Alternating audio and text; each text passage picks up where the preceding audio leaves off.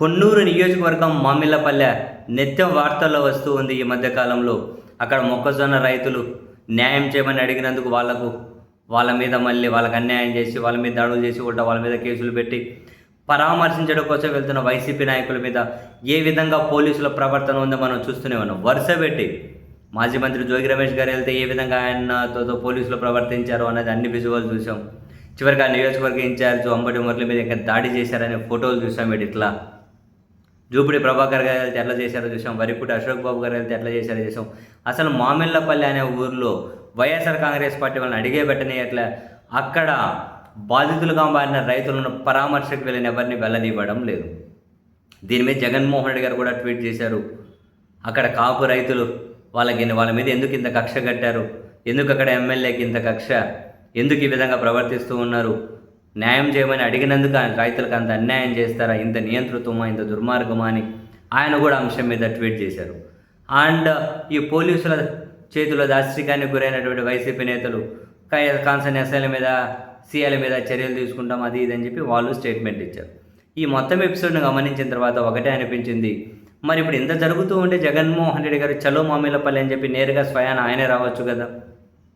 జగన్మోహన్ రెడ్డి గారు స్వయాన వస్తే అప్పుడు రైతులకు సంఘీభావం ప్రకటించి ధైర్యం చెప్పినట్లు, వాళ్ళ సమస్య ఏందో అడిగి తెలుసుకున్నట్లు.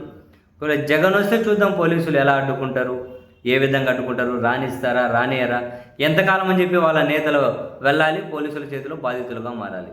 ఏకంగా వీళ్ళ పత్రికలే రాస్తూ ఉన్నాయి కదా, పొన్నూరు ఇన్ఛార్జ్ను పోలీసులు కొట్టారు అని, వరికుటి అశోక్ బాబు వేమూరి ఇన్ఛార్జ్ను పోలీసులు బూతులు మాట్లాడారు అని, జూబుడి ప్రభాకర్ మీద దుర్మార్గంగా వ్యవహరించారు అని, జోగి రమేష్ మీద చాలా దారుణంగా వాళ్ళు ప్రవర్తించారని ఒకటే రెండు వరుస పెట్టి.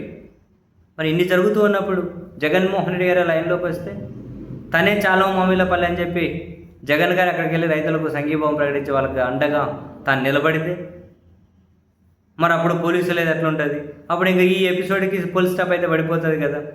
ఒకసారి జగన్ నుంచి వెళ్ళిపోయిన తర్వాత మళ్ళీ వాళ్ళ నాయకులు ఎక్కడ వెళ్ళడం, పోలీసుల చేతిలో తనులు తినడం, ఇంకేమైనా కనుక తిట్టించుకోవడం, ఇవన్నీ ఆగిపోతాయి కదా. అసలు జగన్మోహన్ గారు వెళ్ళనిస్తారా లేదా అన్నది కానీ తెలియాలి కదా.